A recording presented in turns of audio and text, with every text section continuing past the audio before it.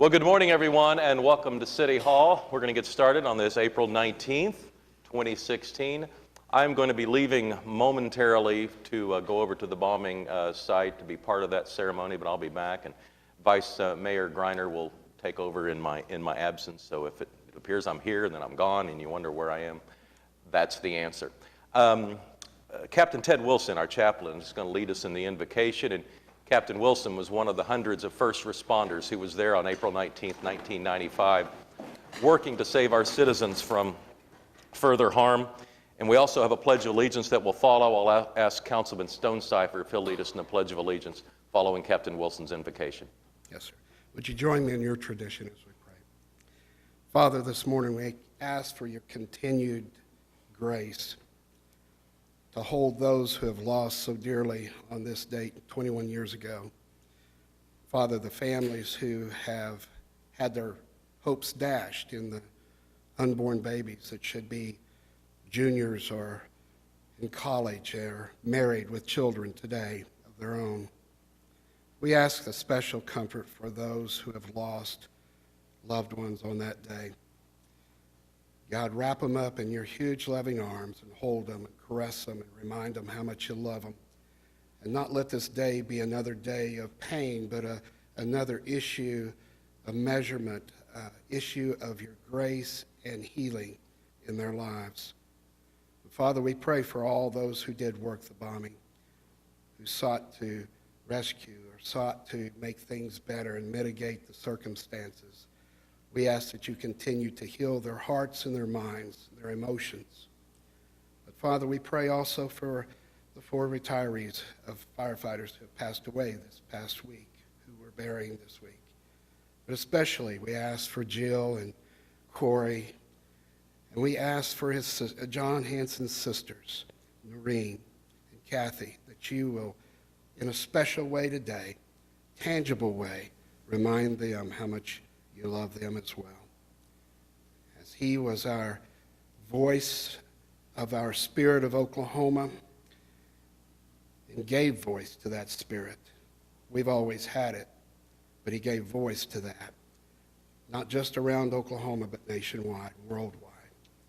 We ask for grace and precious peace upon these families. For it's in Christ's name we pray. Allegiance to the flag of the United States of America and to the republic for which it stands, one nation, under God, indivisible, with liberty and justice for all.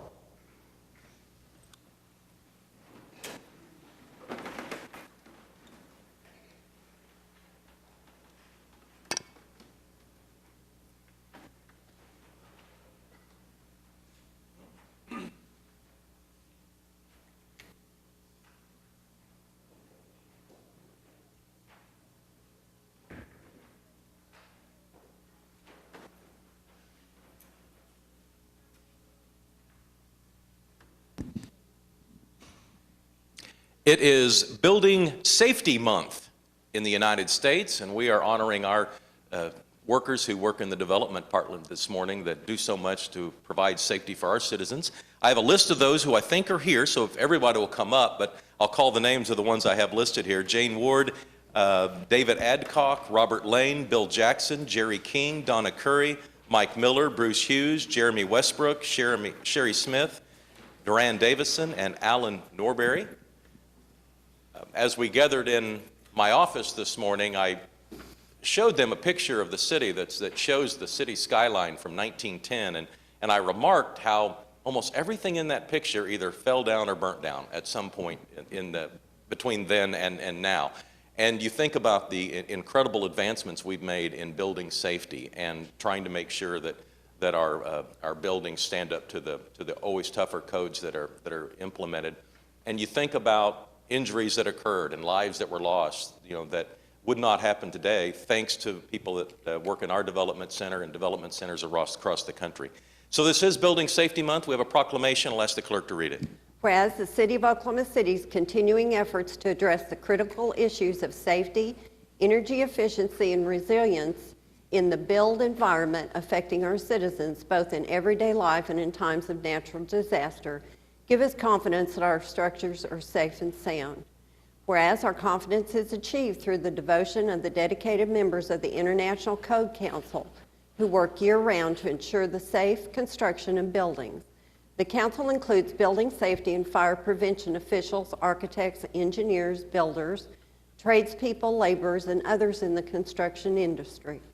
The international codes, the most widely adopted building safety, energy, and fire prevention codes in the nation, are used by most U.S. cities, counties, and states. These modern building codes also include safeguards to protect the public from natural disasters such as hurricanes, snowstorms, tornadoes, wildfires, and earthquakes.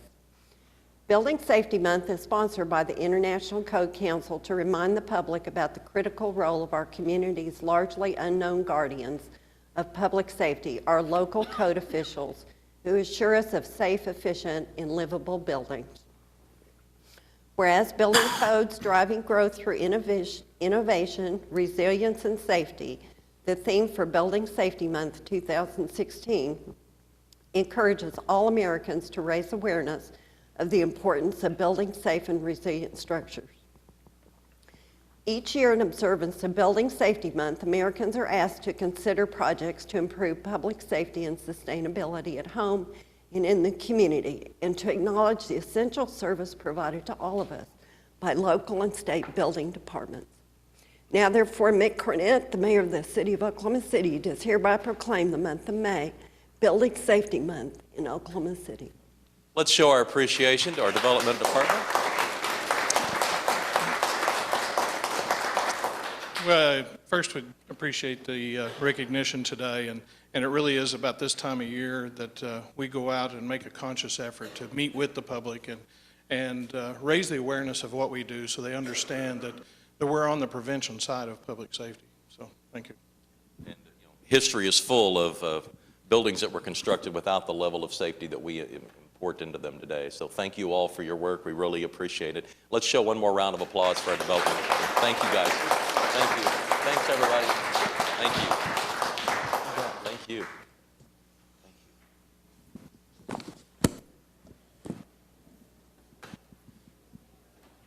And if you didn't realize it today, certainly you did when you saw it was raining, the Festival of the Arts begins today in Oklahoma City. Kermit and Susie, who have spent the better part of a year in helping those interested in the arts prepare for this day, and we have a proclamation as the Festival of the Arts kicks off today at noon. I'll ask the clerk to read it. Whereas the 50th Annual Festival of the Arts, produced by the Arts Council of Oklahoma City, will officially open on Tuesday, April 19th for 6 days of exciting visual and performing art activities. The Festival of the Arts is recognized nationally as one of the most spectacular fine arts festivals in America, featuring more than 140 visual artists. Thank you.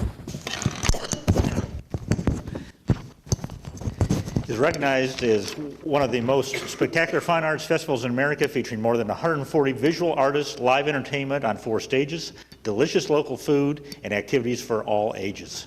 Whereas the Arts Council of Oklahoma City is continuing its commitment to making the Festival of the Arts a sustainable, zero landfill event by utilizing recyclable and compostable materials and promoting eco-conscious practices, receptacles for recycling and composting that will be available to all areas of the festival grounds.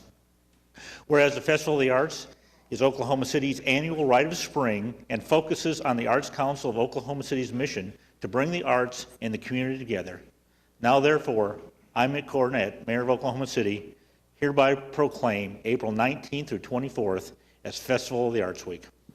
Let's show our appreciation for our co-chairs of the Arts Festival. Susie?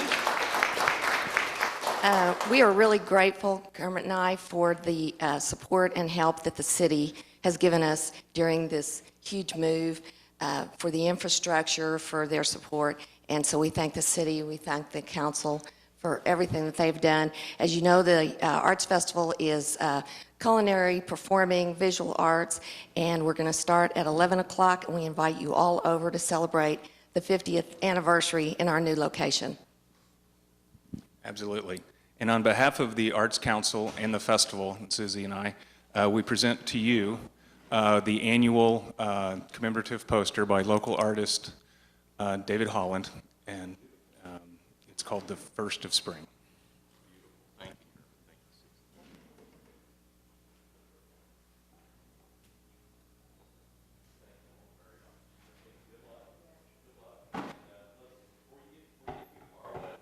Go over the details here. The festival starts today at 11 o'clock, as you said, but runs through Sunday at what time? At 6 o'clock, and that's when you guys will take a nap. But between then and now, how many people do you expect are going to come downtown Oklahoma City and enjoy the festival? About 750,000 people are going to be right outside your door there. So bring an umbrella if necessary, but do not miss this opportunity to share in one of Oklahoma City's most joyous festivals. The art, the food, unmatched, and it's just a great time to get out and enjoy our parks and enjoy springtime in Oklahoma City. And personally, on behalf of the citizens of Oklahoma City, thanks to the two of you. I know you have a committee of volunteers, and hundreds go into actually thousands go into putting this on. But the two of you put in a lot of effort too. And so we're pulling for you, and know it's going to go well this week. Well, let's show our appreciation to all of the people that are working on the community march. Thank you very much.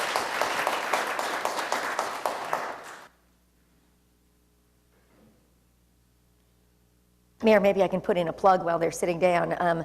I am this year working on the culinary arts side of this, and there's a tent right on the lawn in Bicentennial Park, and every day beginning at noon all the way through 7:30 p.m., local restaurants and food vendors are going to come do cooking demos. And so I happen to have Thursday, I know that one the best, but we have Rococo, Savory Spice Market, Meat Market Refractory, Kai's, Raw Energy Bars coming to talk about their success story. So when you're down at the festival enjoying the art, please do come and stop by the Culinary Arts tent and have a sample of some great local cuisine. All right. Jim and Francis, you guys on top of your game? We are ready to go. Okay, good. Okay, from we have on item 3, we have one appointment, so I'll look for a motion for that. Cast your votes. I'll do that. Okay. And it passes. Moving on to the item 4, Journal of Council Proceedings. It's to receive the proceedings from April 12th and to approve the proceedings from April 5th. Everybody cast your votes.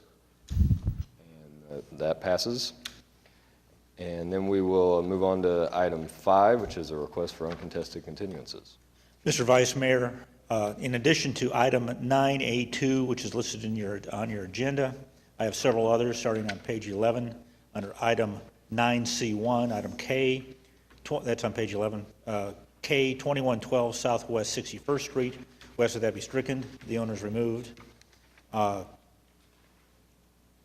moving on to 9D1, item E 1729 Northeast 11th Street, west of that be stricken, the owner has secured. Item F 3709 Northwest 18th Street, west of that be stricken, the owner has secured. Item J 4208 Northwest 23rd Street, west of that be stricken, the owner has secured. And item N 1409 Southwest 62nd Street, west of that be stricken, the owner has secured. Moving on to item 9E1, item H 1729 Northeast 11th Street, west of that be stricken, the owner is secured. Item I 3708 Northwest 18th Street, we ask that be stricken, the owner is secured. Item P 1409 Southwest 62nd Street, west of that be stricken, the owner has secured. And finally, under item 9F1, item A 2315 South McKinley, we ask that be stricken. Okay, is there any more uncontested continuances? All right, hearing none, we'll move on to revocable permits, which we have one, which is for the Southwest 29th Street Children's Day Festival. Is there anybody here that's going to speak on that? Okay, no. And Pete's not here. All right. All right, everybody cast your votes. And it passes unanimously. We will recess the council meeting and convene as the Oklahoma City Municipal Facilities Authority. There are a few items on that.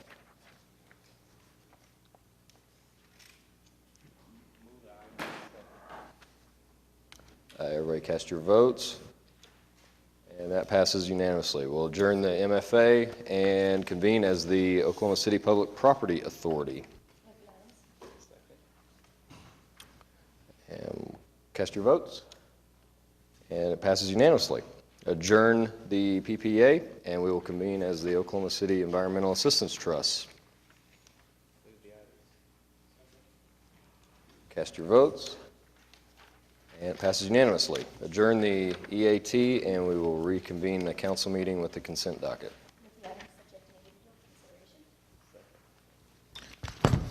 Mr. Vice Mayor, we do have individual presentations this morning on AA 1 and 2 and on AEI. Okay. Are there any other? Item N. Okay. Larry, let's go ahead and do N, and then we'll do the presentations. Okay, I see Eric here. Eric, if you would give our viewers that are watching a brief update on where this project stands and what they can expect in the months ahead. Absolutely. Thank you, Mr. Councilman. Eric Winger, Public Works Director for Oklahoma City. We continue to work on Northwest 23rd Street as a streetscape type project. There's actually 3 phases that were contemplated. 2 of those are now complete. We started a couple of years ago, and we went from Tulsa to Ann Arbor, and then we moved from Ann Arbor to Peniel. But the phase that is on for today for your consideration is the final award of contract and beginning the construction back starting at I-44 and proceeding back towards Tulsa at this point. And so it's the 3rd and final phase. The contract's being recommended to award low bidder to Rudy Construction. They've done a lot of work for the city of Oklahoma City. We've also upgraded our specifications. We are working with contractors now on what we call a flexible start. And you're going to see that on another 2 items in the agenda today. It gives the contractors some flexibility to adjust their schedules to make sure that they finish on time. So this has a flex start option that they'll begin the work in July, and it'll take approximately 1 year to finish the construction. So they'll be finished up by summer of 2017. So the work will look very similar to the other 2 phases. So those in the area that have seen some of the decorative pavement in the intersections, it includes a lot of new sidewalks, it includes decorative street lamps, some district markers and things. All those will also be included in this phase as well. Thank you, sir. Welcome. All right. Got some TIF allocation presentations, I think. We do, and I think the first one is for the Metro Tech, and Dennis Portis is here this morning.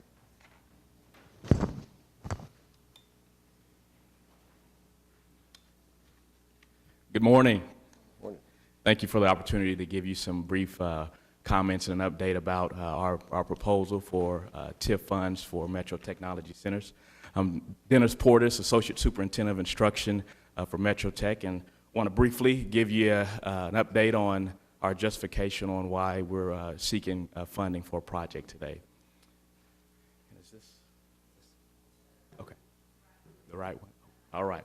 Starting off, here's a project site here. It's our 4901 South Bryant Avenue. Our current building was built in 1965, and we'll have some additional pictures to keep it short, but just the theme of it is that not too many major renovations have occurred since that time. Site demographics, we serve high school and adult students. High school students attend free. We primarily serve Oklahoma City Public Schools, Crooked Oak Public Schools, and now recently Millwood Public Schools. We have day and evening programs at that site, 15 career training programs ranging from welding to cosmetology. We typically serve over about 400 full-time students, 41 staff members there. And for Metro Technology Center District, it is actually our largest tech site for Metro Tech. And so many of you probably are familiar with the Spring Lake campus, which is our headquarters, but our actually biggest site is this site that we're making you aware of today. The justification for funding, first and foremost, is safety. We have to upgrade our tornado safety to appropriate level at site. Currently, because the building was built so early, they are not up to date with current tornado safety codes. And if you can remember, that campus right there was pretty much the alley of several tornadoes that occurred within the last 5 years. And so one most recently, I believe a year and a half ago, flew right over the building. We had some major flood damage from it. Luckily, the tornado wasn't a direct hit, but a major issue that this TIF funding would help us out with. Remodel the practicality and aesthetics to the old campus. As I said earlier, we'll show you a couple of pictures just to let you get an idea of what we're working with. But upgrades to chillers, boilers, flooring, roofing, restrooms, et cetera, you name it. It's pretty much a need to upgrade that facility. And also, we think this is very important, create a center of excellence for career training programs. There's a national model called National Coalition of Certification Centers that is really big, and I think Oklahoma has an opportunity in our region to be a front runner in it. And it really looks at career training programs really having strategic partnerships with industry. Just to give you an example, Snap-on and Train have already committed their resources and time to make this happen. But we give, through this program, students opportunities to earn stackable credentials that are very industry specific. And so it will be very unique for Oklahoma to have that, and we want to be a shining star with that program. So with that being said, that program calls for several detailed items. One is the facilities has to be a certain standard. Also, the partnerships have to be very strategic and comprehensive. And the other piece of it is that the students, the staff, all have to have a standard of professionalism that is industry related. So we're very excited about that. Be a catalyst for community improvement, beautification, and socioeconomic progression. That side of the town, if you've been over there, has some great opportunities for improvement. And we think, starting from an educational perspective, having a good education facility for those Southside residents really could be a catalyst to help for some momentum to help improve that neighborhood. And we'll continue to do our part to reach out. We're doing some very strategic things right now as we speak with Bodine Elementary, which is right next door. And we couldn't continue this project without TIF assistance. Not going to talk about all day about the funding cuts. I've talked to you about that before. It's in the news, so it's not anything I don't have to tell you. But to date this year, we've lost $739,000 of funding that we would typically get. And just to give an idea, it typically costs us just over $100,000 to start a new program or run a program. And so put your math hat on. It's about 7 programs we either decided not to do or have to contemplate on continuing to offer because of that cut. So very, very significant in technology centers across the state feel that impact as well. Just a couple of pictures here just to give you an idea. And these pictures really represent the whole site. Only going to give you about 3 today due to time limitations, but this is a restroom. That restroom is very typical throughout the site there. This is a hallway for another room. I believe this is in our building B, which is a building that we have that houses our construction program. It also houses several other construction trade program as well. And this right here is our electrical program, electrical trades program, and as you can see, very antiquated equipment and also just the facility itself. And I do want to say, I don't want these pictures to represent the quality of instruction that's happening at Metro Tech. We take very great pride in the quality that we provide, but obviously, you know, it takes sometimes a little extra boost in money to help reach the potential, and that's what we're here for today.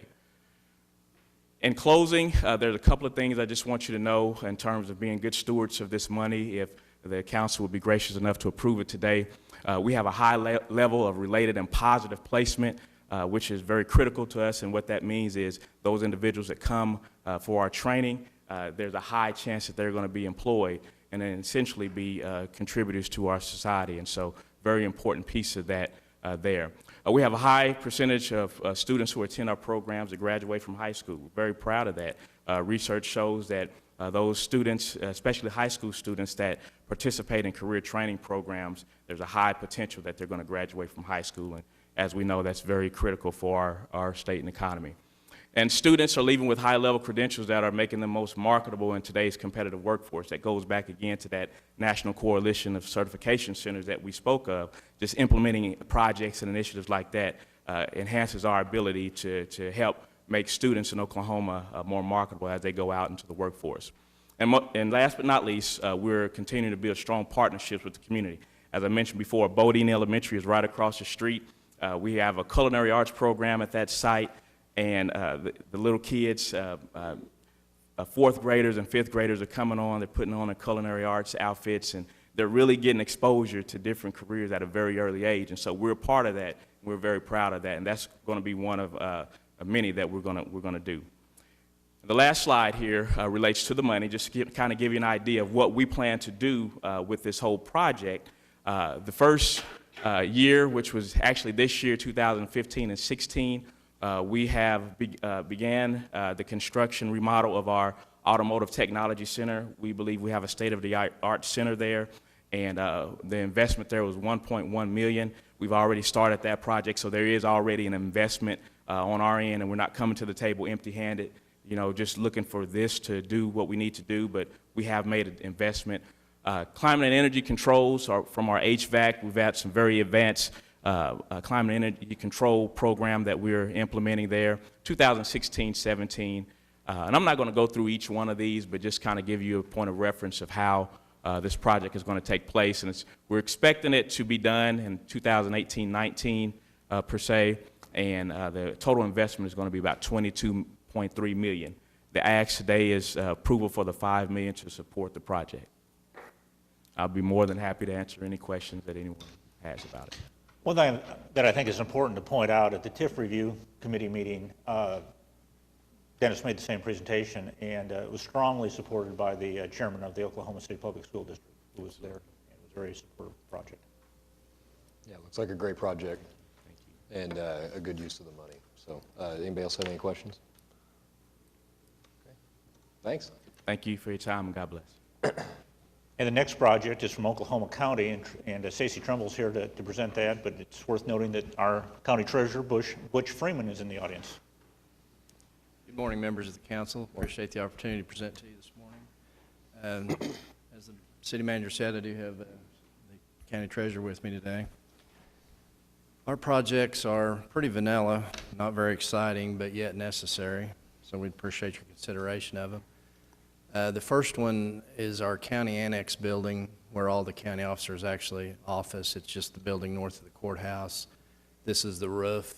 You can see a major crack in that roof. They're present everywhere on that large roof. Right, okay, you're doing it. You can see the areas that are kind of black where the gravel's missing, been patched several times. That's where you'll find those cracks. It's probably 40–50% of that roof. This is the sally port in the basement of the courthouse. When we bring inmates from the jail to their hearing over at the courthouse, they're transported in vans into this sally port area, into an elevator, and up to the old jail on the 11th floor for security. We can't use that sally port anymore because the concrete and the steel's in major disrepair, so we're going to have to redo that floor. So right now we're having to reroute the inmates into a less secure area. Next slide. This is in the annex building again. Behind that center is an elevator shaft. There's no elevator in it though. So we want to put an elevator in that shaft so we'll have a little bit more transportation within the building. This is the front entrance where you first come into the annex or the courthouse. You have to go through security. Every morning, people are backed up out into the sidewalk in the street, kind of standing in the rain. We don't really have enough room in that front entrance. We need to redo that security area and make it more friendly to get people in and out a little quicker. Again, the annex building, this is the exterior. There's actually some uplighting that you can see in the front of that building. That lighting hasn't worked for over a decade. If we can restore those lights, it's kind of an architectural feature that would help enhance the beauty of that building. You're doing a lot with Project 180, making the downtown area really nice, and we would like to add to that by restoring those lights and making them work again. Maybe with different colors for different events. Should be quite an enhancement. Also, we'd have to seal the windows and keep the leaking out. This is the 9th floor of the courthouse itself. Originally, the 9th, 10th, and 11th floors of the courthouse were the original jail. We don't use the 9th floor for anything anymore. We do have some elevator access to the 9th floor, so we would like to demo out all that steel and repurpose that for some good public use. That's just another picture of that area up there, and the disrepair that it's in. And then finally, at the county jail, we replaced the lower or the upper roof in 2008. There's a lower roof on that jail, and it's in quite disrepair. So we're going to need to repair that. Even if we do something different with the jail, it's going to be 3 or 4 years, so it's leaking pretty bad right now. Stacy, you just answered my, sorry. You just answered my question. Thank you. That is the list of those projects. The Board of County Commissioners has prioritized those through a resolution that's been submitted to the city. There's an estimated cost for each one of those projects. The county will pay for the engineering and the bid specs and that sort of thing. We're asking for help with the construction of those projects up to that dollar limit. And the elected officials of Oklahoma County really appreciate your consideration of this item. I'll answer any questions. Do you have any like renderings of what the new entrance will look like, or any? No, I haven't gotten that far. Haven't gotten that far. The security that they're using now is pretty old technology, so we know we want some newer kind of technology, maybe something closer to what Devon has in place over here. It's not as visible, and you get people in and out much quicker. But is there already enough room there to No, I think we're going to have to expand a little bit. We've got some room to go to the north before we get into your sidewalk. Will the 9th floor be for additional courthouses or courtrooms, or will it be for administrative purposes? What's the intent there? I think it'd be more for administrative type functions.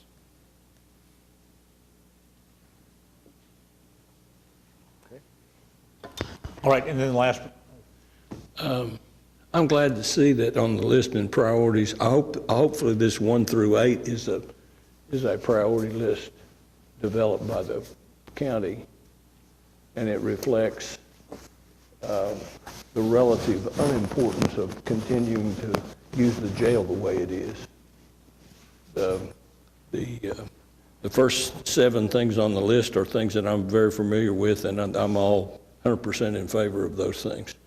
Spending money on the jail when there's been, in my opinion, no real recognition of what the jail's for and what the role of the sheriff is, pains me some.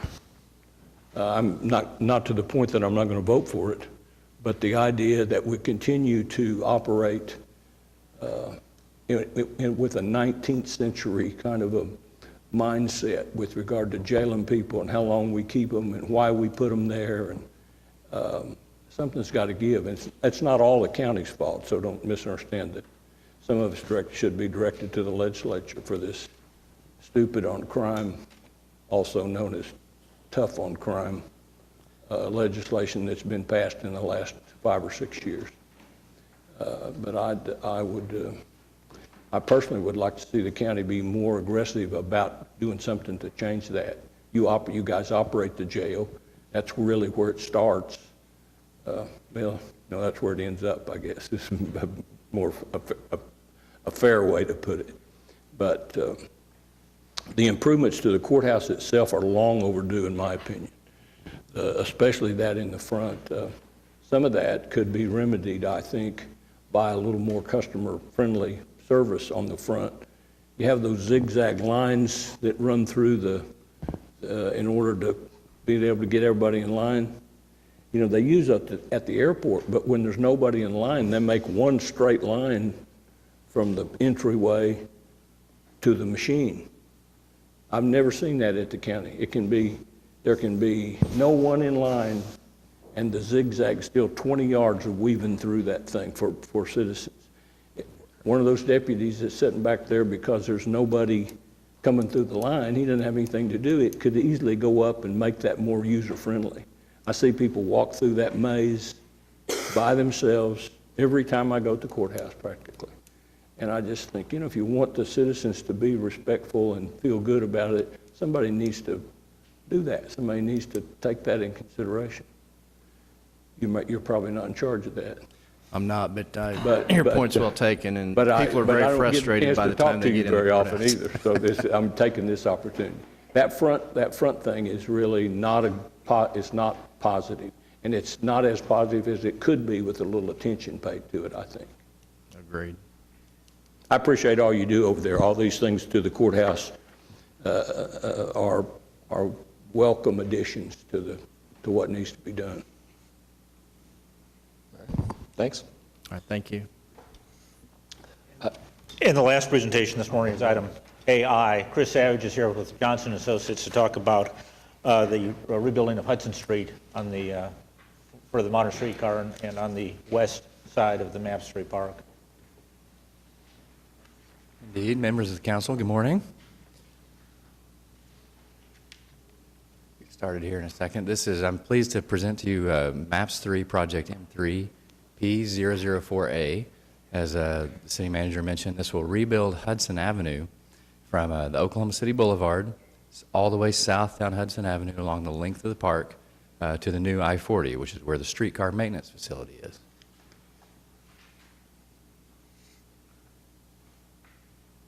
And this slide illustrates the limits. You can see Hudson Avenue on the left of the park right there. At the south end of Hudson is a streetcar maintenance facility. This will be a typical block layout. North is oriented to the right of this slide. So at the bottom of the slide, you see the park, downtown park, and we'll be installing 90-degree or head-end parking adjacent to the park. On the other side of the street, or the west side of the street, we'll be installing parallel parking.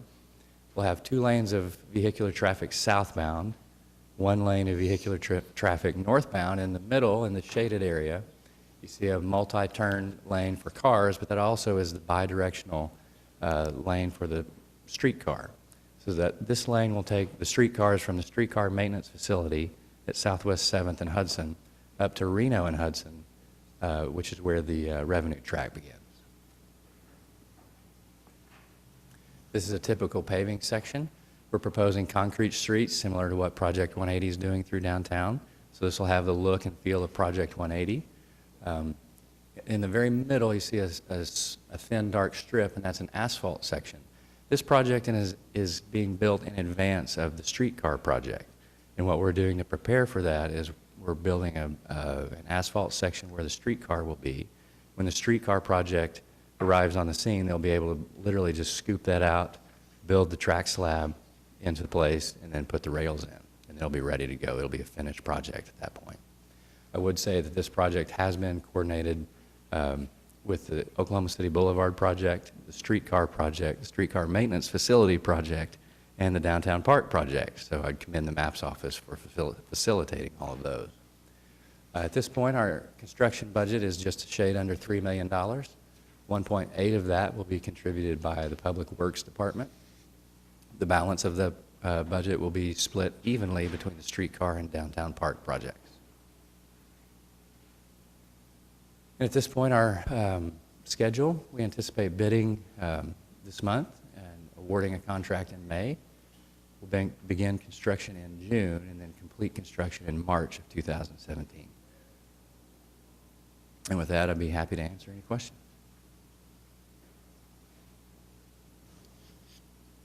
Any questions? No? Okay. Great to see how you worked with all the other projects. It's a unique opportunity. At the very beginning, yeah. Privileged to be a part of that. Thank you very much. You know, we've had a unique opportunity on MAPS 3 to work with, because of the projects coming together, particularly the Boulevard project, the Convention Center, the park, and the modern streetcar. We've had these summits with all the architects and engineers and stakeholders involved in those projects meet together. I don't know how many times we've done it. 4 times, 5 times? David, how many times have we done that? A number of times. and it's really been a good process because we've been able to feed off of each other's ideas, and it's been good. Good. That's exciting to see a March 2017 completion date, and we can start to visualize and see things as they are completed. You know, this late summer, early fall, we'll be bidding out both the North Park and the construction of the streetcar. Those will be in the August, September, maybe October timeframe. All right, we ready to vote the consent docket? All right, cast your votes. Passes unanimously. Move on to the concurrence docket. There's 3 items. Mr. Vice Mayor, we also have a short presentation this morning from Marcia Slaughter to talk about the Water Trust commercial paper program. We've made some changes to it, and I know that Councilman Greenwell and Councilman White are pretty familiar with it because of the presentations made previously to the Water Trust, but I'm not sure the whole council has really had an opportunity to understand this. Of all the trusts within the city, I think it's clear that the Water Trust probably has the most, the largest amount of debt, but also the most sophisticated management of that debt as we go forward. Good morning, Mayor and Council. The Water Trust has used commercial paper for over 9 years now. We're bringing to you today changes to the commercial paper program that we believe are necessary and important for the go forward on our capital program. Commercial paper is tax-exempt short-term financing, and we use that for capital improvement projects. It's operated via a letter of credit, and we hold that letter of credit with State Street Bank and Trust. So the letter of credit provides funds that we need to be able to validate that we have money to award contracts. What it does for us is it allows us to later issue bond debt. That would be tax-exempt bond financing through the water and wastewater utilities, rather than issuing that long-term debt in advance. So the contrast is, if we use commercial paper, we pay between 4 and 47 basis points in the last 6 months. That's 0.04% to 0.47%. Where had we issued bonds, the last bonds that we sold had a total all-in cost of about 3.6%. We've never seen 4 basis points on interest. That's really amazing. It's a short-term paper that rolls. We have staff involved, and the process worked well with the bank. It works very well. So the existing program limits the total to $150 million at any one time. This new proposal would increase that substantially, about 50% to $275 million. That coincides with the increase in the capital program that you've seen over the last couple of years, us marching toward a $200 million a year capital program. We're there, and we believe after a detailed analysis of how we spend money and award projects and the time it takes to close out projects, that it's going to take $275 million to keep the capital program moving without being delayed. Again, the program has increased in size, and it's primarily contributed by the construction coming up of the second Atoka pipeline. We're also proposing that the letter of credit be modified to a new tool. It is currently a direct pay letter of credit. It will go to a financing tool called a standby bond purchase agreement. What's good about that for the Water Trust is what's good about that for the people who buy the debt, actually, is that they'll be able to see the Water Trust's financial position and value, as opposed to only evaluating the bank that holds the letter of credit. The reason we're moving to this, the reason we're changing is really about cost. There have been rule changes in banking that will increase the cost now of the direct pay option. It's moving up 33 basis points, about 1/3%. If we go to the standby bond purchase agreement, we can buy for essentially the same money, about 38 basis points. It's pretty much that we're paying currently. It's just kind of a straight up financial decision. Again, it has some benefits for the people who are buying the short-term debt. And what you're seeing in your agenda item is a change from an annual cost of about $590 million up to about $1.2 million. And that's actually because the size of our debt issuance the size of the temporary financing that will be available goes up 50%. So those things roll together. Now, questions about commercial paper, about the process? If you approve this, you're changing the dollar amount for the commercial paper program, and you're and you're authorizing us to return with any documents that are necessary to fully execute the other changes. Did you say it's going to change the cost from 590 million to 1 million? No, no, I'm so sorry. 590,000, I probably did. $590,000 is the total cost of the program at this time. It will Okay. go to about $1.1 million, $1.2 million You probably a said it year. right. I probably said And, it wrong. but that's still saving us a couple of $1 million or more Okay. every year. Okay, sounds good. That sounds more realistic. You know, the Water Utilities Trust, I mean, the city's a double-rated AAA investment, and the Water Utilities Trust is also AAA rated, and it's one of the, I won't say one of the few, but it's an elite group of AAA rated water utilities that are out there, water and wastewater utilities. And that very strong credit rating helps make this program as cost-effective as it has been for us. I know I'm going to get another chance to say this because Marcia has announced her retirement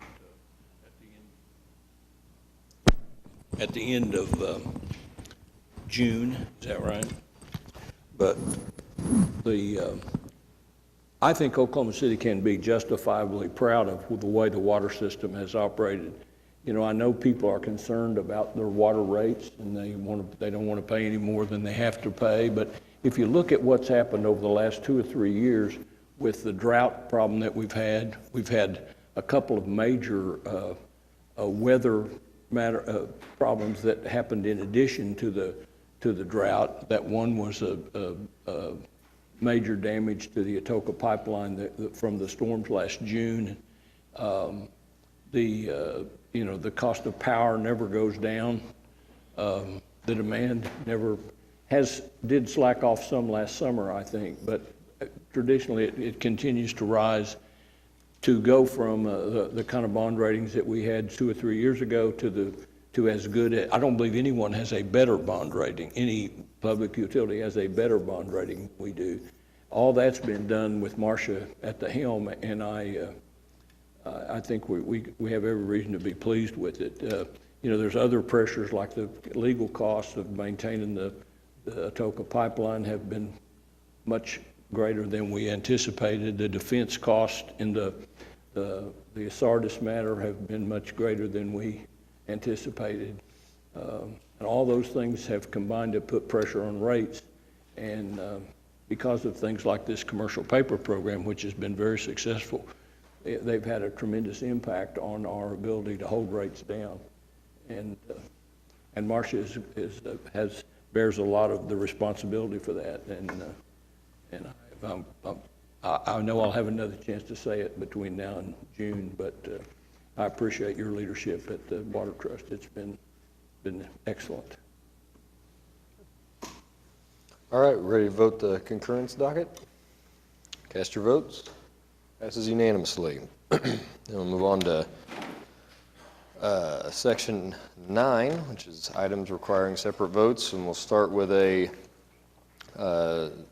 ABC issue in Ward 6. Thank you, Mr. Vice Mayor. This is an application from a Wingstop restaurant in the vicinity of Southwest 36 and Western, and it was approved unanimously by the Planning Commission. There were no protests there. I would move approval. Second. Cast your votes. Passes unanimously. Item 2 has been deferred until April 26th. And item 3 is a SPUD in Ward 7. John. All right, thank you, Mr. Vice Mayor. The Planning Commission approved this item, and this is to allow a fence company to occupy the site. Is the applicant present? Okay, applicant is present, but I'll go ahead and move for approval. Cast your votes. Passes unanimously. Move on to item B, which is another issue in Ward 7.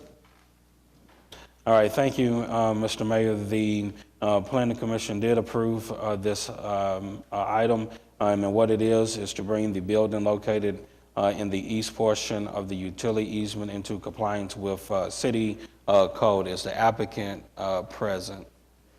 Okay, I do see the applicant is present. Mr. Vice Mayor, I move for approval. Cast your votes. Passes unanimously. Move on to item C, which is a dilapidated structures list. Anybody signed up? Okay. We've got Phyllis Steele.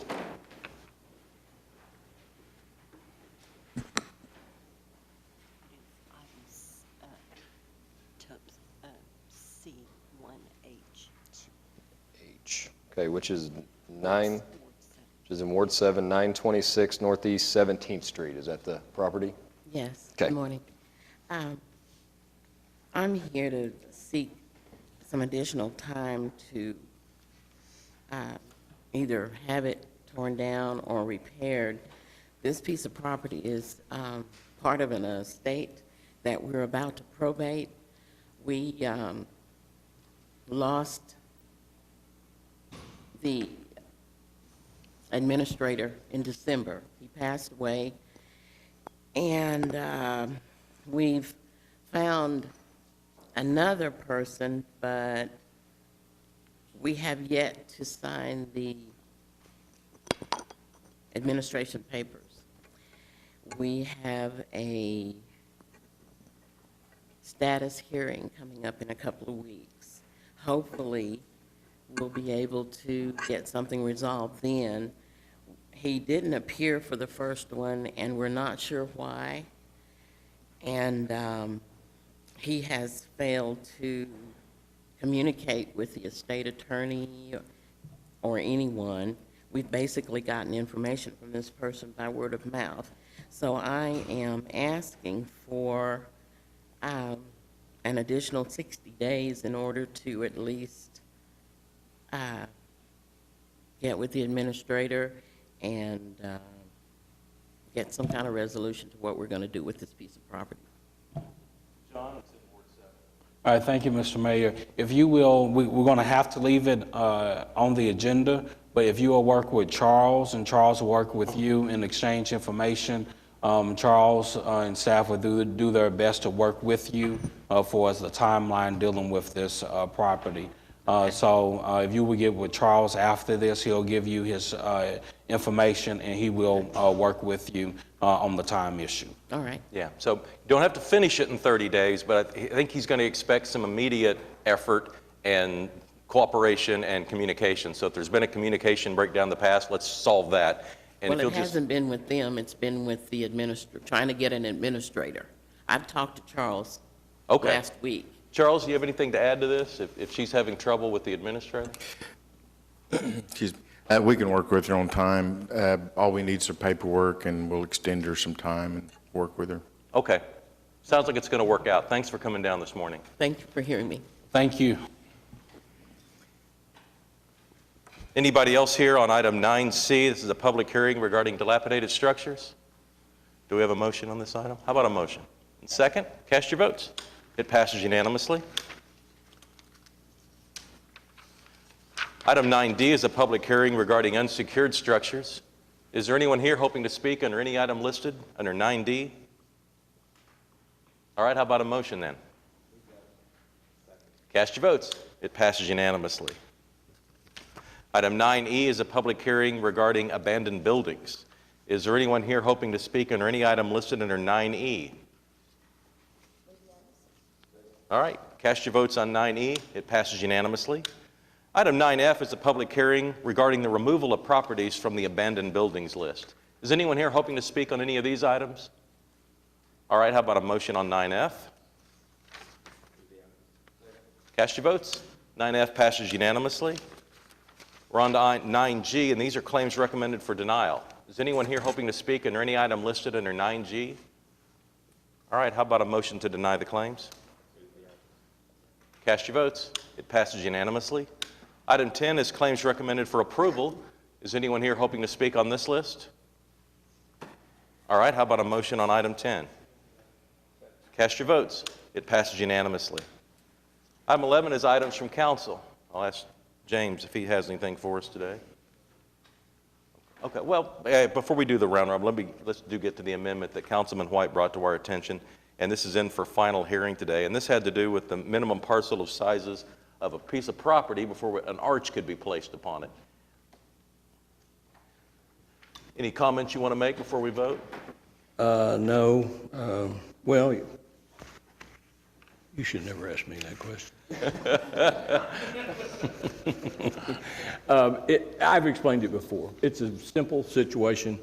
It's just, it's a traditional thing in a lot of areas where people have larger size tracks that they want to do the archway, probably an extent of the old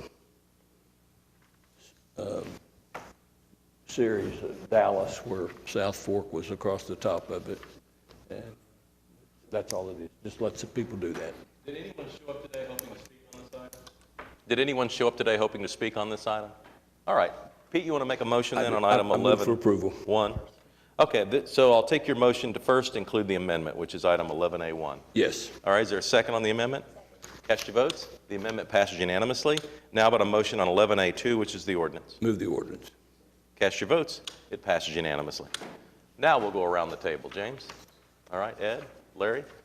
Just briefly, this past Saturday, the West 10 group put together a great fair out at the Lions Club property on Northwest 10th. They were focusing on the neighbors in the apartment complexes along Northwest 10th, offered a number of services, a number of entertainment venues, and just an excellent step forward again on the project to revitalize Northwest 10th. It can co-talk within the construction that's also going on there. And then this morning, a number of us had the privilege of attending the Metro prayer breakfast, inspirational event where our governor spoke, our mayor spoke, and a number of other officials. And it's just great to live in a town like Oklahoma City where quality opportunities for growth are made available to its citizens. Thank you, Your Honor. Pete? A couple of things. Last Friday, there was a funeral service for a gentleman named Clyde Madden. Clyde was an old friend of mine. He used to be a real frequent flyer at the council when I was on the council in the 80s. He was a very interesting character, rode a bicycle, ran for mayor about 5 times.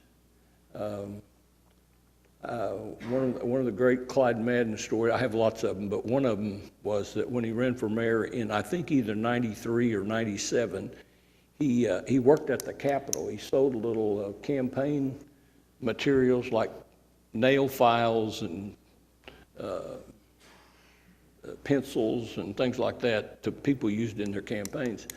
And so he was running for mayor, so he started asking for contributions. And a number of the leadership in the state legislature gave him money, like $2 and $5 and $3. Clyde, being the particular individual that he was, filed a campaign ethics report showing all his contributions, and it contained names of both the Democrat and the Republican leadership in the House and the Senate. It had Senator Stipe's name on it. It had Senator York's name on it. It had probably Representative Barker's name was on it. It caused quite a stir, and he was just a real character, and he always came to council meetings, and he would listen to the agenda and pick out something that he didn't like or did like on the agenda, and then he'd speak under items from council on whatever it was that caught his fancy that day. He was here every Tuesday for probably at least 3 or 4 years, and then pretty frequently beyond that. So it was just,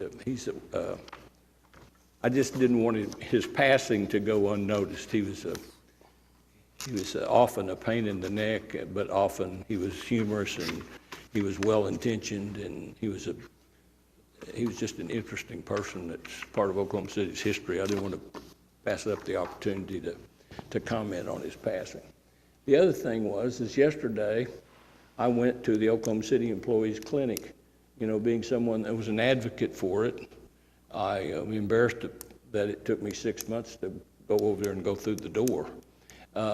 Anybody that has, any employee of the city that's not availing themselves of that opportunity is missing an opportunity. It is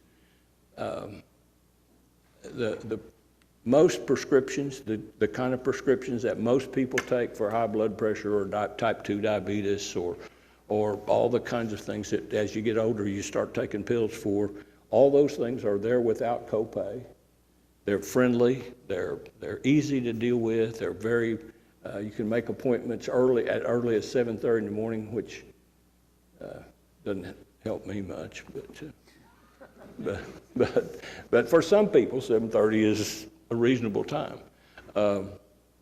It's just, I think, I just want to put a plug in for Dr. Roy and Jennifer, the nurse there, and the receptionists were just very helpful, worked around my schedule, and it's a very positive appointment, and anyone that hadn't done that needs to do it. It saves money. I mean, it's going to save me $75 a month just for prescription copays, just for you know, I'd probably buy lunch for Meg, you know, maybe once a week.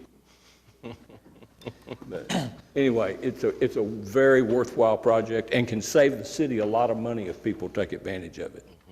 But the goal is to keep our, the goal is, saving money is a nice thing, but the goal is to keep our employees healthy and to make sure that they have immediate access to health. But in doing so, it'll save money. Well, I understand, but we care about the employees, Councilman. You know, I'm the big anti-cigarette guy. I'm into public health. But money, you know, the problem with public health is there's not enough money to fund it. And if we don't look for ways to provide funding for public health, those that are unable to afford to pay for it are going to continue. That number's going to grow larger and larger and larger. And this is just an opportunity to do that, I think.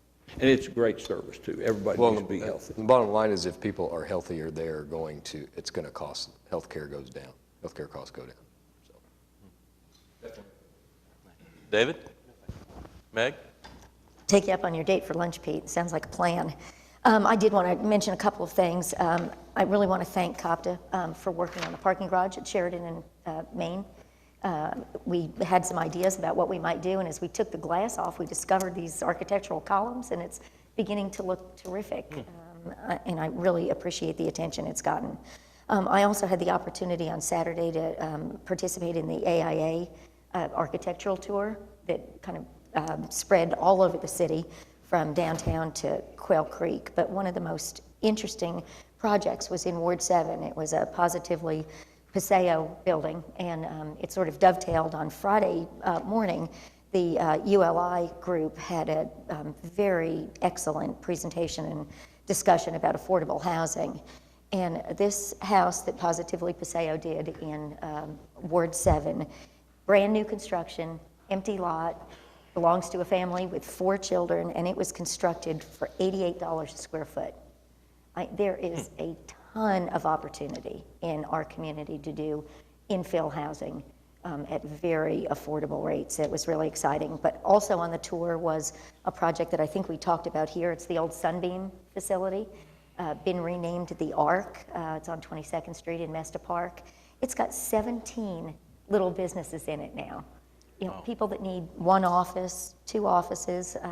It's an absolutely terrific project that we were supportive of. So I recommend next year, if you have an opportunity for people to take that architectural tour, the fitness center up on Classen for the AEP employees was on the site, the new Plico building downtown on Harrison Street, the other Triangle building. There were just some terrific projects and great work being done just across the board. And finally, just a reminder, everybody go to the Arts Festival today through Sunday. Great food, great art, great entertainment. So please take advantage. Thank you. John? All right, thank you, Mr. Mayor. I have to share Councilman White's view about Clyde Madden. He was definitely a character. I have many stories of Clyde attending several community services, and in each community service, he wanted to join the church that the community service was held. So he was famous for that, as well as delivering the Black Chronicle. He would ride his bicycle and go to the different convenience stores selling the Black Chronicle. Clyde would definitely be missed. My last time I saw Clyde was, matter of fact, a few years ago, and he was like, "Pettis, you know what? I was going to file for office, but I saw you had done it, so I said, I ain't going to do it. But he was definitely someone that will be missed in Oklahoma City. Mark? I've been invited to attend the Greens Homeowner Association meeting tonight, where we're going to cover a myriad of topics, including road resurfacing, sidewalks, growth in the area. The meeting's at 7 o'clock. It's at the Greens Country Club, and I'd love for homeowners to come with any questions. Yeah, I'm sure there'll be a lot there. That's an active group. I don't want to let this opportunity go to tell Clyde Madden stories while we're doing it. In 1998, Clyde was running for mayor, and I was covering the mayor's race for Channel 5. And one of my assignments was to do a story on each of the candidates. And so when it came Clyde's turn, I couldn't find him. I mean, I literally was running to a deadline, and I couldn't find Clyde. He didn't come to the council meeting that week, and I needed him to. And so I went to the papers that he had filled out to file for mayor, and he had an address there. So I went to the address, and it was a vacant lot. And so, so I did a stand-up in front of the vacant lot and ran some old footage and an old interview that I had with him and made the best of it. But you know, just when you thought sometimes you couldn't get Clyde to go away, I needed Clyde and couldn't find him. Also, on a much more serious note, we should note that this is April 19th. It's been 21 years since the bombing took place, and I thought it was remarkable this week just how many reminders and how vividly those memories stay with us. So, the passing of Assistant Fire Chief John Hanson took place this week. The prayer breakfast was this morning, just as it was 21 years ago. The Arts Festival, I believe, was the following week, or scheduled for the following week, but ultimately got canceled. But here we are, getting ready for the Arts Festival, and just so memories of that horrible day, but all of the positive energy that the city has generated since. And I think we should let the day pass without remembering how far we've come. Move on to item 12, the city manager reports.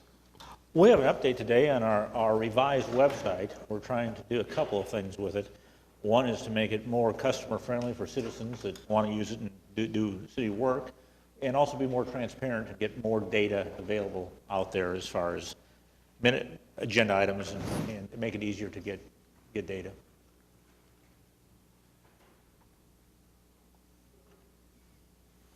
Good morning, Mayor and Council. I'm Zach Nash, Creative Manager for Public Information and Marketing, and we're really excited about this project. We feel that it is going to make it really easier for residents to connect with city services and find information about the city. Before I start, I'd like to thank a few people on our OKC Gov committee. Amy Russell, our project manager in IT, she has kept us on track. It's been difficult herding cats, but she's done a very fine job, and I thank her for that. Aaron Shook leads development in IT, and he is working hard.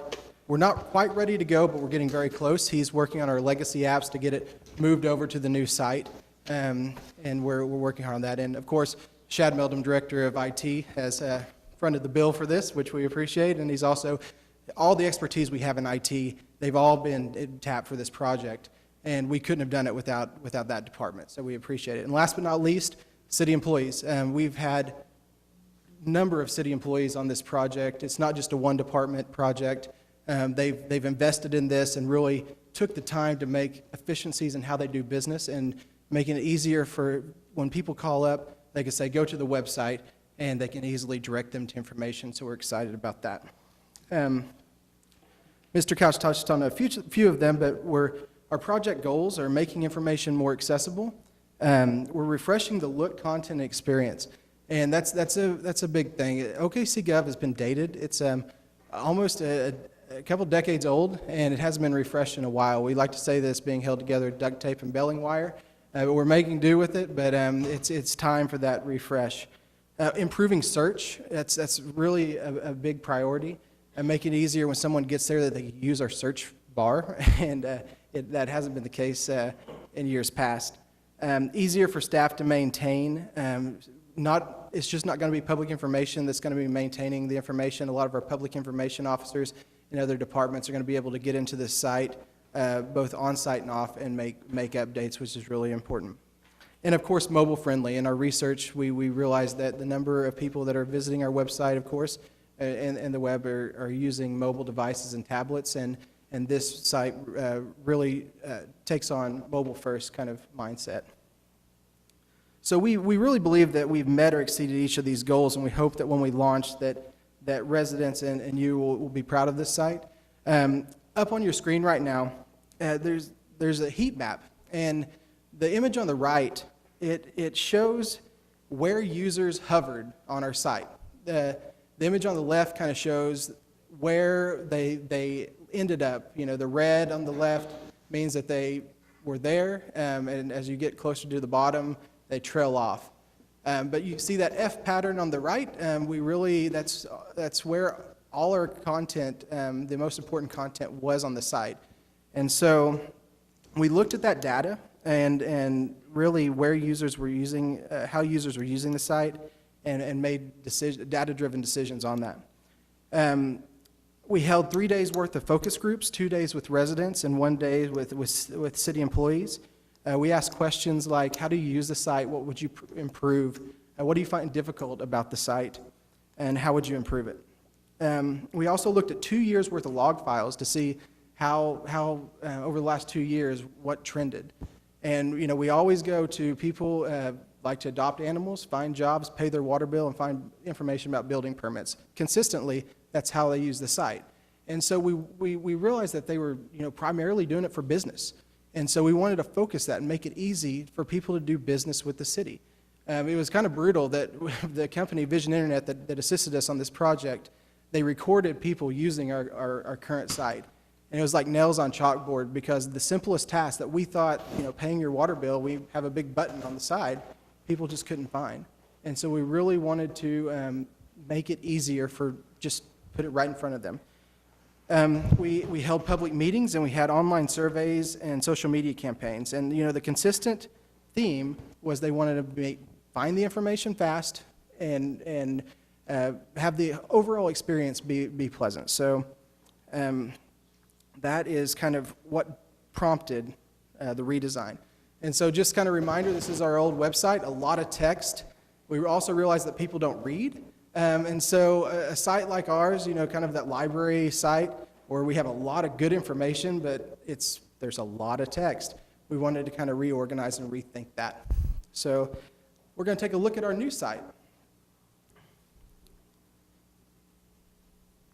So this is our new website. At the top, we really organized the content in 6 buckets. Gone are the days that people need to realize what department does what. They may not know animal welfare and development services, or that development center processes building permits. And so we organized this content in 6 buckets at the top, starting with residents. Residents, we put a lot of the things, and we're still building this out. Ward maps, how to pay your water bill, garage sale permits, hovering over business. This has a lot of our links for what sales are coming up, contractor resources for public works, our open data portal, recreation, parks and athletic events, government, departments, visitors, which we haven't had a site we haven't had a portion of our website for visitors before. And so we want to take this opportunity not only for disaster preparation, like if somebody's here on a Saturday afternoon at noon and hear the storm sirens, they may go to the website and see what's going on. And we wanted to provide a quick and easy spot where they can find that, as well as links to all city-owned facilities and how to do things. Zach, I was stopped downtown Saturday at noon 4 times. I was working over at the festival and walking back as that siren was going off, and people they couldn't get to me fast enough to ask what was going on. So it's a great idea to have that posted. And will they be able to do it mobilely on their phones? Yes, definitely. Great. The site is mobile responsive, which we'll show you in just a second. And then for those that can't find everything, we have this button that kind of loops. I want to find an adoptable dog. I want to get a garage sale permit. I want to get a storm shelter. And so that's kind of, we're going to put that in. At the very top, contact us, preparedness, news, social, and careers. That's going to be consistent throughout the whole site. And in the middle is really our core function of how we do business. Pay your utility bills, report it, pay your ticket, adopt to find a pet, embark, and MAPS 3. And these can be changed out. These are just kind of what we're going to start with. These are our highest kind of uses of the site. And as scrolling down is events, meetings, and news. So all our public meetings are tagged. And kind of a neat thing is we can tag different, like let's say you have a utilities trust meeting. We can tag that and then filter it on their webpage to show when their meeting is. And so you just don't have one calendar with all of our public meetings there. We can kind of filter that down based on what residents want. And so at the very top, I'm going to kind of go back. Like I talked about that search bar. The search is predominant on the front where you could see that, and it's going to be a very useful tool. We have a translate function, which we use Google for, and if you can switch the language on the website no matter what page you're on, and then a contact tool, if Amy, if you want to click on that. And we want to make it easy for residents to be able to contact the department and do business. We paid for 9 enhanced design themes, and a lot of departments, they wanted a little of their own style, their own branding. And so we took this opportunity to meet with them, find out their needs, find out what business line items that they wanted to focus on, and develop these enhanced design themes. So this is Parks and Recreation, and kind of the common thread throughout this site is the buttons in the middle are the kind of most common things that residents go to their site for. And then there's a calendar at the bottom. The next one is Police Department, becoming a police department, community programs, reporting of crime and prevention data, and victim services. We also tied in social media on our site quite a bit because of the success that we found in social media. Of course, the police department has hired their own social media manager, and they're getting crime tips. I think the count was 40% of all Crime Stoppers tips were coming through social media now, so we really wanted to focus on that on our redesign. Next page is Fire Department. Again, the middle, careers, permits and inspections, fire safety, all the stations, and active emergency calls. This is our planning department. It really focuses on the things that people want that come to their site for the documents, comprehensive plan, and they have a lot of meetings and events that they held. And we want to focus that on the front page. Development services, we're working on this. So this is kind of one of the things that we knew that we had some issues on the business front of the development services. The first thing they said is, we can't send people to our website. We don't feel comfortable sending people to find the information to our site. And so we are really looking at all their business processes and how they're doing things and kind of making it easy. One of the most common things, because really, people don't realize that they need a permit. And so it's kind of Building Safety Month is this month, and we wanted to make it easy for people to know what to expect when they were getting a permit and doing business with development services. City council pages. If we click on, we incorporated some maps, made it easy to contact. Go into the next section.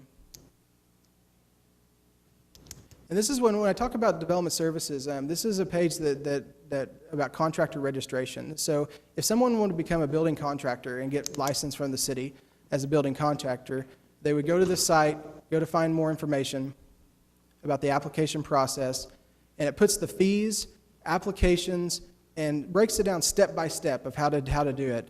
And so people know what to expect when they walk into 420 and have exactly what they need. Looks like it even has the municipal code link. Yes, we link to all municipal code. That's nice. In case they need more information. City clerk, where we can go to I wanted to show the public meeting calendar. This is one of our top used sites. We're going to this is all of our meetings that we have. They can add it to their calendar. They can share it on social media if they want to share the council meeting or anything like that. It's going to be a good, useful tool. And we really took the opportunity to also incorporate data.okc.gov, and it's our open data portal, and where we can embed maps. Like this is our zoning map. And so if you clicked on, if you can go in and click on a piece of property and see how it's zoned, if there's an overlay district or anything like that. And so we use data.okc.gov in a lot of our pages to show this data in a usable format in a map.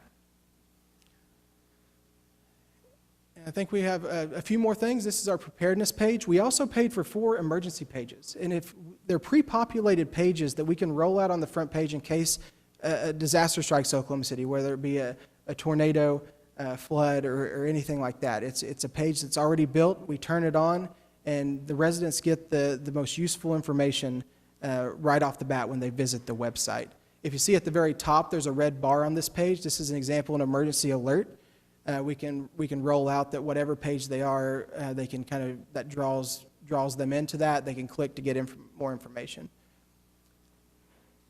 And so the last thing, we are, in addition to our website, we are also rolling out a new mobile app. And so OKC Gov was our mobile app that we've had. We are rolling out a new app with this, OKC Connect. And this is, we're really excited about this app. It'll have similar functionality that people to report issues to the Action Center, but bigger is on the staff side of things. It ties into our work order system, and it creates efficiencies for not only those inspectors, but the Action Center staff. So we're launching 2 major communication tool redesigns in the next month that we're really excited is going to change the way of how residents interact with the city and find information about city services. So does anyone have any questions? Tell me again, how long did it take to put this together? How many people worked on it? And are we talking days, weeks, or months before it's up and running?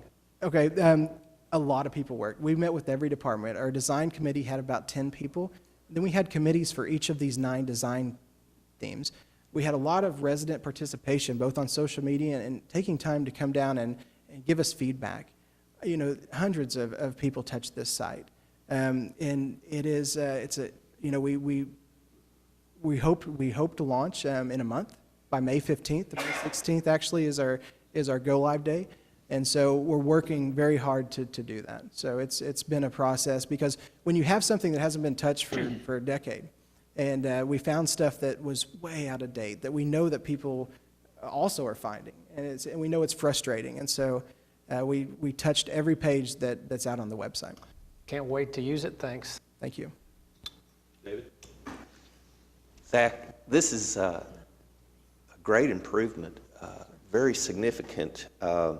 And I think it addresses most of the needs of, well, all of the needs, I would think, of the citizens, whether it's individuals or businesses. So congratulations on a job. Thank you. Very well done.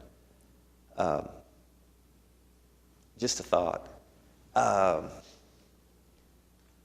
And maybe this isn't appropriate, but if you asked me, could we add one thing, I would see if we could somehow add a section that discusses the history of Oklahoma City, and maybe we could work with the Oklahoma Historical Society to have a section that goes pretty in depth as we can get it. Councilman, we have been working with the city clerk's office and Jennifer Day specifically to create a section of our archives and records management system that covers Oklahoma history, not only City Hall, but the history of public service.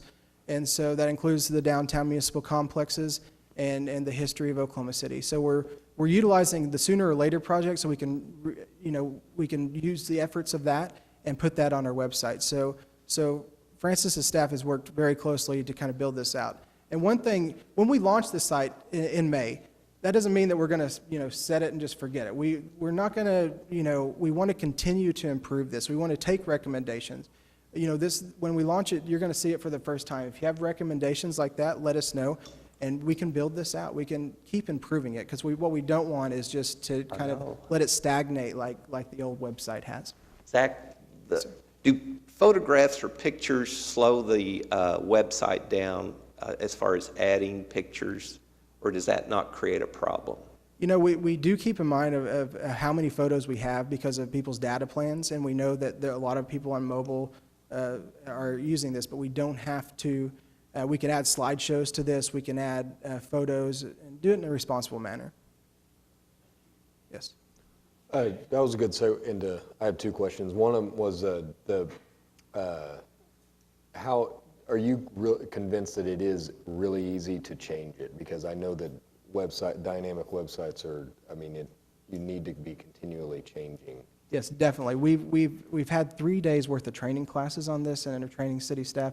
And I will say that I was skeptical because of other concerns and working on other websites. But this is truly an easy to navigate and function website. Cool. And then my other question was, I forgot.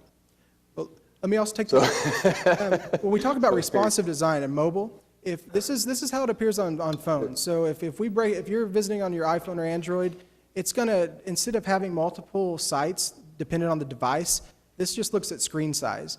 And so it just reorganizes things based on the type of screen that you're holding in your hand. And this is how it'll be on a tablet. I did remember my question. The app, how is the transition going to work from the OKC Gov? Like, is the OKC Gov app still going to work for a period of time? We're gonna keep it open for a period of time. Okay. And transition, especially with the busy time of high grass and weeds. But we want to make that transition as quick as possible. We know that we have a core number of users that use our current app, and we think that we can communicate the change with them. Is there going to be something on the OKC Gov app that alerts people that this is not going to be working on Yes, June 1st or whatever? When someone submits an issue, we are going to communicate that in the process so they know that this is coming up. Then they need to download the other app? Yes. Okay. So there was a mention of just raw data. Is there open data links? Is there raw data? Our open data project is data.okc.gov. And Amy, if you wouldn't mind going to that URL for me real quick. This is a project that IT has been working on for about 1.5 years now. A lot of it's focused on map data because that was a lot of requests when it comes to open records. If we can go to the data catalog real quick for me. This has a lot of our open record map data sets that get requested. Scroll down, school boundaries, schools, zip codes, census information. But a lot of it does relate to mapping because we get a lot of open records requests when it comes to that mapping. People can tie into this with using API and build other apps using this. And again, this has been around for about 1.5 years, and we're continuing to improve this just like we are with the website. So is there a link to this from the okc.gov? Yes, sir. On the top, it's we actually, when we're building out our menu structure, we're changing the names a little bit because a visitor may not know what Embark is or what Spokies are or what, a user may not know what Open Data Portal means, but they do know what a map and spreadsheets mean. And so you're going to be able to find the Open Data Portal under residents, businesses, government, and I want to. Okay. Is there a link to the meeting calendar on that front page? Or? Yeah, if you go down to the bottom, if you can click to meetings. We're having a little problem with one display there, but that's our meeting calendar, and you're going to be able to click on that to see all public meetings. If you want that one that had the whole month, you go under City Clerk. Yeah, you'll hit more meetings on that, and you'll go to the full calendar. Okay. And the events tab, our resident survey that we do, the number one thing when it comes to public information that people want are city events, and so that's why that's a consistent request is they want to access city events, and so the city events and meetings were strategically put on there to do that. Zach, can I address Councilman Shadid's inquiry on the council meeting calendar that you saw, the little box? The clerk's office will be attaching agendas to that item. Also, if there's a special meeting, it will be placed on the calendar. If there's a canceled meeting, that notice will also be placed on the calendar. Click on that meeting on that day, and it'll give you the... Yes, and it'll also have the support department's phone number. They can call them and contact them on any agenda item. Great, thank you. And is that going to replace the current meeting management system that we're using? No, the current management system, Sire, is still there, and you still can go to that meeting and access the agenda items. And it's still going to look the same? And it will look the same. Okay. Yeah. Are there any other questions? Zach, can you bring up the application app again, the mobile app? Yes. I think it's so improved from what we had before. I think you really need to see that. If you see where it says OKC Connect, there's a little thing that says submit a request. And you hit on that, and then you get to the next page that's there. And then if you've got graffiti or high weeds and grass, you hit one of those buttons and it'll drop down and give you some choices on it. And then it recognizes your location. And so you don't, it's pretty easy to really get those type of things in. You know, Mr. McAtee, I don't know if you noticed, but there is a one for signs that are improperly placed in the right of way. So. And the thing about when it comes to address, that's really important because this requires residents to put a valid address or intersection in. And they can either do it by putting it in manually or dragging it, and it'll find that valid address. And that's important when we send our code inspectors out, that we want to make sure that they're going to the right property and they're not having to guess which house is being turned in or which property is being turned in. You still can type in the actual address on the new one? You can type in the actual address. Okay. It just needs to be a valid address, which is the same as on our website. It always required a valid address. All right. Thank you very much. All right. Enjoy your Thanks, Zach. Good work. Congratulations. Thank you. All right. Citizens to be heard. Joe Sarge Nelson.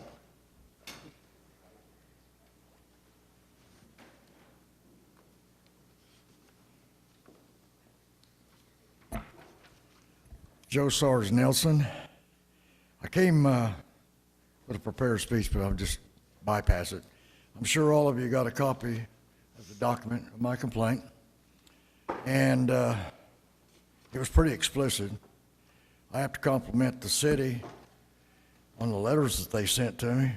I kind of felt kind of good. The man wrote two in the same day. The only problem I had with it was in the second paragraph, it kept saying not 4 times. And on 9 of mine, it said she did. So we're not getting anywhere. So I would recommend, and it's just a recommendation, there's 3 attorneys up here, there's a doctor, and with those credentials, I'm up against a heavy batter. But I suggest the next step, like I said, I'll do it legal. I'll give the option to them. I will proceed with the lawsuit. I've already got it prepared. I have 44 exhibits. I'm not going to discuss any of them because the person I'm going against has some pretty heavy credentials. In fact, she'd probably put the 4 I just spoke to right in the toilet. That person's that good. And from 21 years on, I wouldn't have wanted to get in her way. If even I was a steamroller, she would melt me right. All she has to do is look at me like Superman, and I'd be melted. But anyway, I want to be sure everybody understands this is not a game. It's for real. And I'll give you the option. As I said before, it's not an accusation. It's not a threat or anything along that line. You have a right, according to the Constitution, to do what you think's right. I do also. You made a mistake, and I definitely got it. And like I said before, I never make an accusation I can't back up in black and white, and it's not an accusation. I put mine, like I told the council before, in black and white before the council. I'm assuming that you all are going to take what the city attorney suggested to do and take no action. So I'll take it a step further. And I hate to have to go quite that far. It could have been simplified, but it's not going to be. That's why the man back here is sitting here. He's the one that wrote the letters. And I compliment him, but it should have been a little stronger. It at least said, stop doing this, stop doing that, or the consequences of probably appearance of civil court for defamation, any number of things. I didn't even get that. I was really, really disappointed that I wasn't the level at that point. But I will carry mine out. And I appreciate you being here. Me, did it rain outside a while ago? Anyway, thanks a lot, Mayor. Council. All right. See you later. Thanks, Joe. All right, and with that, we are adjourned. Thanks, everybody.